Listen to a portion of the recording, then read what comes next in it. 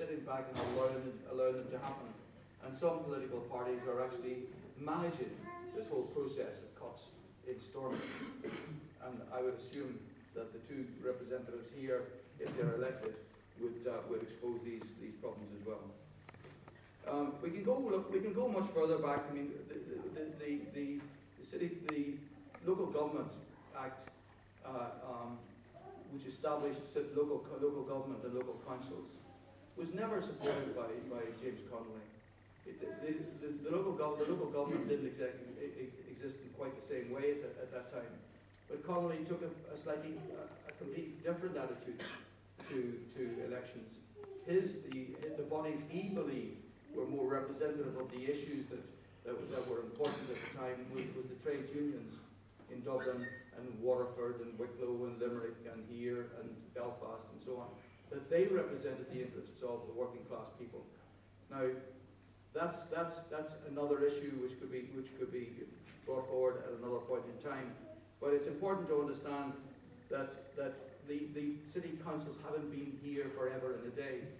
They're not an ancient phenomenon. They're a relatively recent phenomenon.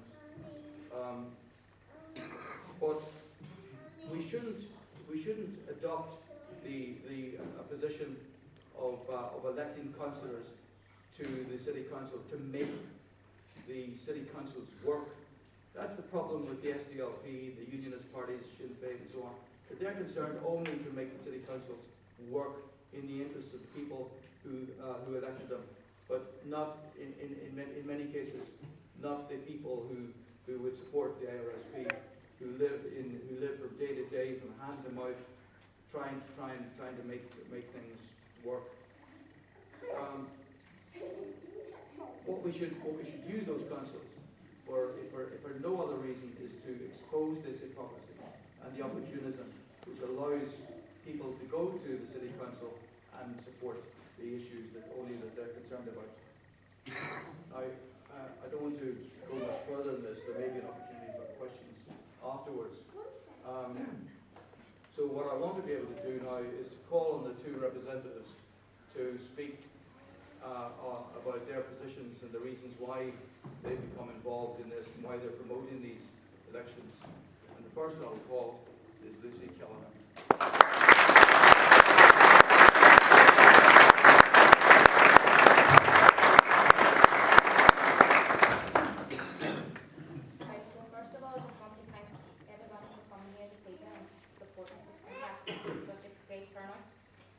First of all, what I want to start off on is, as many people already know, I'm going to be standing as a candidate in the Northern Ward. Now, I've been asked on numerous occasions by a lot of people, what's your reasons for standing, what can you offer, what do you understand about politics? I think really for me, it's the fact that every single day I'm going through exactly the same issues as every other person within my community. First of all, I'll start off with landlords. Me, myself, I've been exploited by landlords. I've been on housing lists for 5 years, waiting for houses because I can't get a housing executive house. I'm renting, and basically for me, I think what I want to be able to say to people is, I hope that people can relate to me in terms that, I am going through exactly the same issues as you. These cuts that are happening within childcare sectors, they're also going to be affecting my children. They're also going to be affecting, my family who maybe are nurses, carers, things like that. So apart from the fact that I've always been interested in the politics of the Irish Republican Socialist Party, that's things that really lie close to my heart because they are going to be affecting me. Other issues that I want to bring up as well is the fact that if I am elected on the 5th of May, I will stand shoulder to shoulder with parents, with families, with children, and with the youth, because I do believe that a lot of young people have been forgotten. They're basically tarred with this brush that, antisocial behaviours, but they're not really giving them any alternatives. They don't have services, they don't have things for them to be involved in, and I feel that, this is something that I could definitely change if elected. And just again, say thank you all for coming.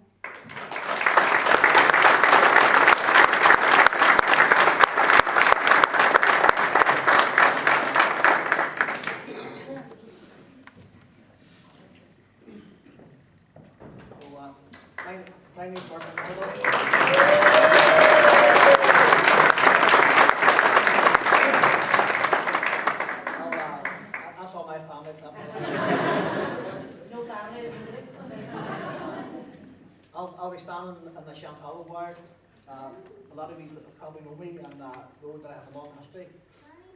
Since I'm 15 years of age and involved in the struggle. I'm now 49, served two UK prison sentences.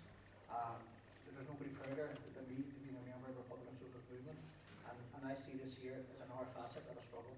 That we've moved from one to the other. There mightn't be guns or anything else involved, but this is as important as any other facet of the struggle. It's probably more important for us now to get out there and make ourselves relevant to the communities that we represent. It's like everybody in this room, if I am elected, I will represent the have-nots.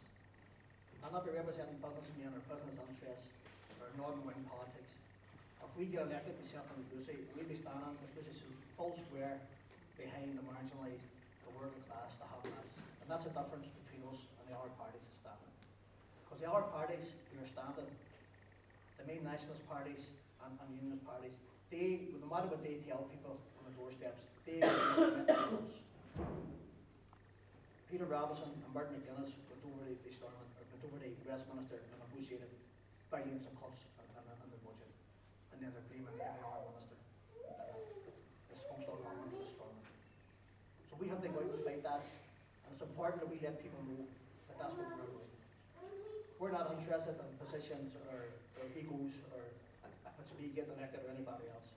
We're only interested in our communities and our class. And that's why it's important that we get that message out there. And we're interested in revolution, not reform. We're going in there to be a guerrilla force in the chamber, the council chambers, not to reform, or as Terry said, put your hand up, vote yes or no, and every issue comes along.